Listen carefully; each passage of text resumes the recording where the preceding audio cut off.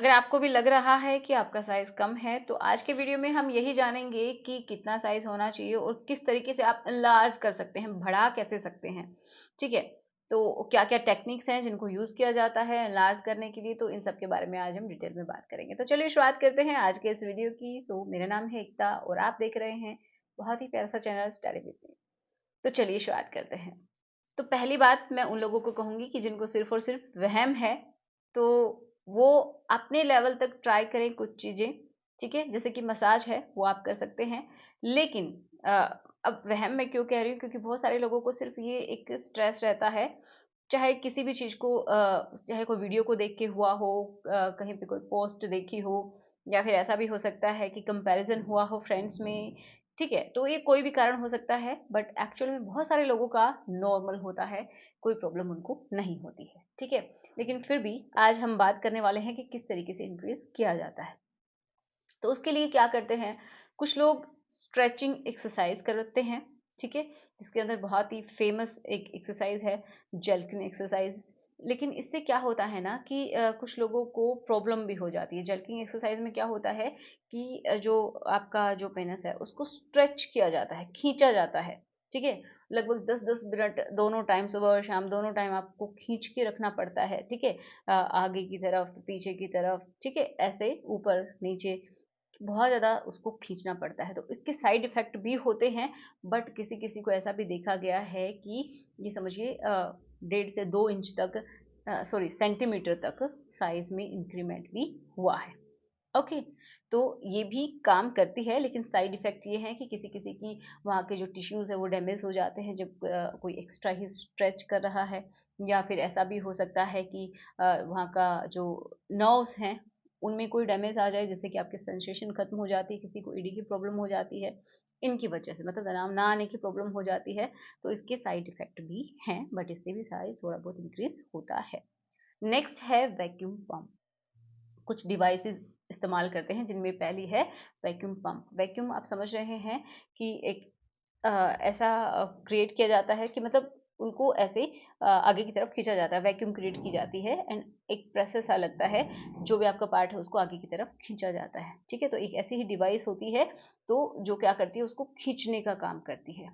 Okay, तो वो devices use की जाती हैं जिसमें भी और 1-2 दिन में नहीं, 1-2 महीने में नहीं, काफ़ी महीनों तक, 9 महीने, 10 महीने तक, 1 साल तक भी बहुत सारे लोग यूज़ करते हैं, तब जाके इसका थोड़ा बहुत रिज़ल्ट देखने को मिलता है, ठीक है? वही 1 से 2 सेंटीमीटर तक किसी में इम्प्रूवमेंट दिखाई दिया है, बट इसके भी सेम साइड इफ़ेक्ट्स हो सकते हैं। नेक्स्ट क्या है कि स्ट्रेचिंग कुछ डिवाइसेस होती हैं जिनको सेम उसी तरीके से आपका जो पार्ट है उसमें डाल के उसको आगे की तरफ स्ट्रेच किया जाता है, खींचा जाता है, बहुत लंबे टाइम तक वो खींचा जाता है, जैसे कि आप पूरा पूरा दिन उसको पहन रहे हैं, आपका जो पार्ट है वो स्ट्रेच है, तो आप सोचिए कितने अनकंफर्टेबल आप फील करेंगे, बट ये भी बहुत सारे लोग करवाते हैं, एंड उनको थोड़ा बहुत रिजल्ट देखने को मिलता है, वो भी लॉन्ग टाइम में, ठीक है? इतनी आसानी से नहीं मिलता है। और जैसे कि मैंने बताया साइड इफ़ेक्ट इसके भी सेम यही हैं। हो सकते हैं कि आपको ईडी हो जाए, ठीक है? वहाँ का ब्लड फ्लो खत्म हो जाए, क्योंकि क्या होता है ना कि जब ज़्यादा ही खिंच जाता है तो कभी-कभी वहाँ की जो नर्व्स हैं वो कट जाती हैं, डैमेज हो जाती हैं, मसल्स हैं उनमें टियर हो जाता है, तो ये प्रॉब्लम्स हो सकती हैं। अब देखो, आपको इसकी ज़रूरत है या फिर नहीं है, उसके बारे में भी थोड़ा जान लेते हैं। तो उसके लिए आप थोड़ा-सा ये समझिए कि आप ये क्यों सोच रहे हैं कि आपको साइज़ चाहिए? क्या आपकी फीमेल पार्टनर ने कहा है? अगर उन्होंने कहा है, तो ये वीडियो उनको ज़रूर शेयर करना, क्योंकि बहुत सारी बार ये होता है कि फीमेल्स को नहीं पता होता है। उन्होंने भी कहीं से इधर-उधर से सुना है, अपने फ्रेंड से जाना है, किसी वीडियो में देखा है, तो उनको भी हो सकता है डाउट हो, उसका नॉलेज ना हो, क्योंकि जो फीमेल का जो पार्ट है, जो वजाइना है, जो ट्यूबुलर एक स्ट्रक्चर है, तो उसकी सेंसिटिविटी ये समझिए शुरुआत से जब शुरू होती है ओपनिंग, वहां से लेके और अंदर की तरफ लगा 2.5 इंचेस तक सेंसिटिविटी रहती है। उससे आगे अगर आप करते हैं तो प्रॉब्लम होती है किसी किसी को, या फिर किसी को 3 इंचेस तक, 4 इंचेस तक भी जा सकती है, इससे ज़्यादा नहीं होती है।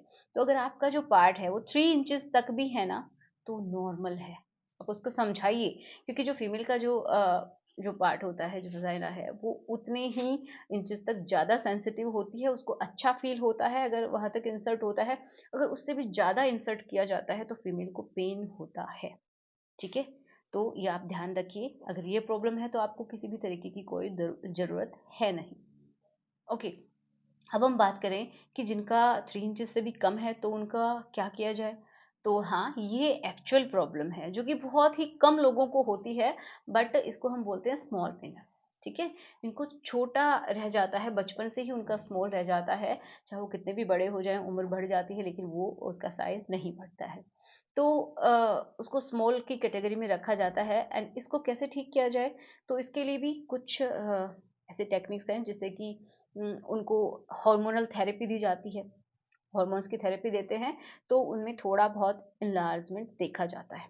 अगर उनका जो असर है वो पॉजिटिव रहता है तो उसको कंटिन्यू करते हैं। ये किसी अच्छे सेक्सोलॉजिस्ट की निगरानी में ही किया जाता है, आप इधर उधर से कहीं से भी ना करवाएं, क्योंकि इसके भयानक साइड इफेक्ट देखने को मिलते हैं। इसलिए ये जो हार्मोनल थेरेपी है, ये उन लोगों को सजेस्ट की जाती है जो जिनका 3 इंचेस से भी कम है, स्मॉल की कैटेगरी में आता है। ठीक है, अब इनके लिए नेक्स्ट क्या होता है, किसी किसी के लिए ये कारगर नहीं होता है तो कुछ लोग सर्जरी करवाते हैं। नेक्स्ट क्या है, सर्जरी।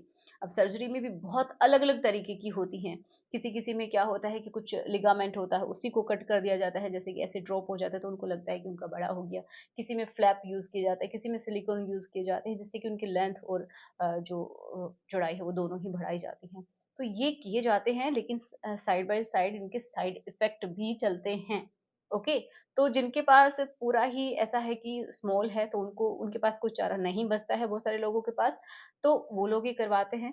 तो जिनका नॉर्मल कैटेगरी में है वो बिल्कुल ही ना करवाए, क्योंकि बहुत ही भयानक साइड इफेक्ट हो सकते हैं, परमानेंट डैमेज हो सकता है अगर आपका नॉर्मल है फिर भी आप करवा रहे हैं।